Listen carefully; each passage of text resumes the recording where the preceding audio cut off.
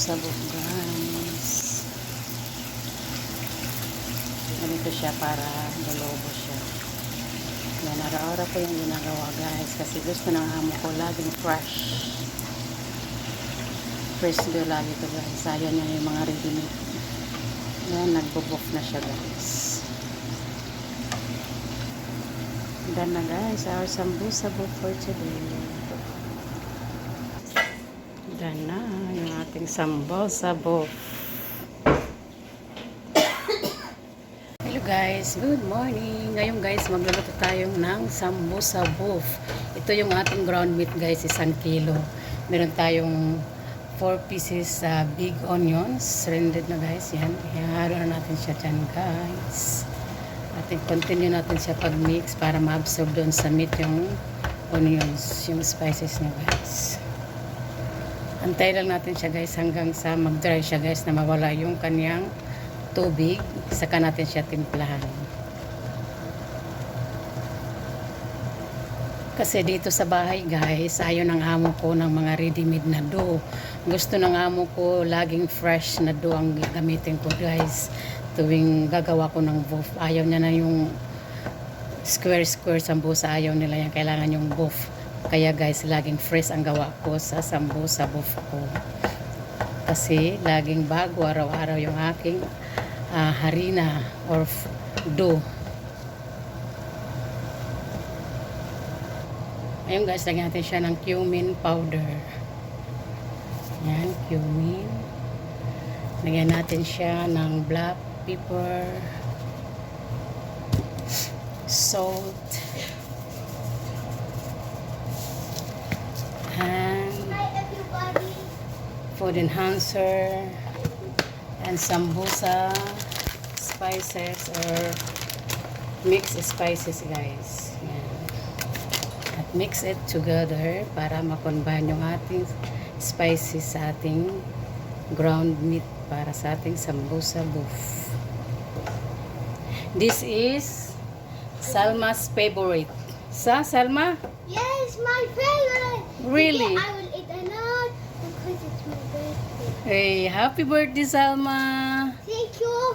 How old are you palangga? 9. Mashallah, mashallah. You're a big girl now already. When I grow up, Evelyn will give me all her recipes and I will cook like her. Mashallah, good job Habibi. I'm already old that one. So now guys, meron tayong bakdonis o parsley. Lalagay natin siya guys. Dahil luto na yung ating meat. I-mix natin siya guys sa ating meat. So okay na to siya guys. Segregate muna natin sa tabi at gagawa tayo ng dough. Meron tayong 4 cups. 1, 2, 3, 4 cups guys. Dash of salt guys. 1/4 cup of oil. 1 cup of water guys. I-mix natin siya guys hanggang sa ma-soft siya ng dough guys. Yan, hanggang sa mahalo siya lahat guys. So ito guys, ready na yung dough natin. Mag-roll na tayo guys ng sambusa buff. At meron din tayo to boiled egg guys para sa ating pantopping sa sambusa. Gamit tayo guys ng egg cutter. Yan. Ganyan siya guys. Yan yung ilalagay natin sa ating sambusa buff mamaya. Pang toppings. Guys, gagawa na tayo ng ating sambusa buff.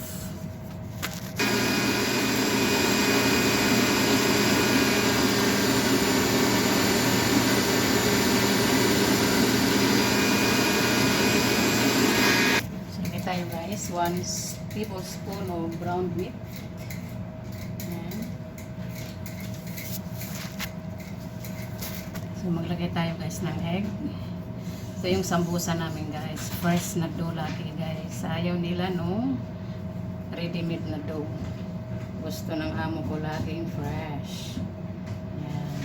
Kaya araw-araw ikot-ikot tayo guys ng sambusa hanggang 1 buwan po. Ito yung gusto nila. Ayan. Ano natin guys, ipo-fold lang natin po siya guys ng pagkain.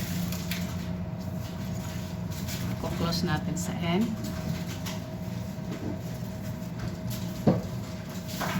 So yun guys, close na siya. Meron tayong cutter.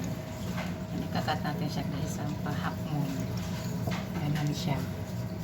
Kailangan i-seal mo rin ito guys kasi minsan na-open siya pag ma-half moon.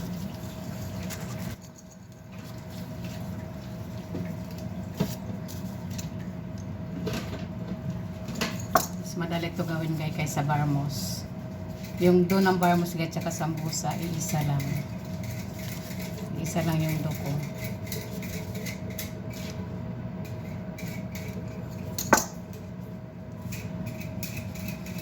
Kailangan i-check mo siya guys, isiset mo kasi minsan nakakat natin. Hindi matatansya. Yan na yung ating sambusa. Tapos ipapray natin ito siya guys, magbo-buff na. Marami kasi nangihingi guys kung paano ko daw ginawa yung ating sambusa buff. Kaya ito guys, gumawa ko ng video para sa inyo. Yan na. Kasi ang gusto ng amo ko guys, laging fresh. Kaya araw-araw talaga ako nag-iikot-ikot nitong sambusa buff. Yan. Everyday fresh ang aming sambusa buff. Fresh do Agina.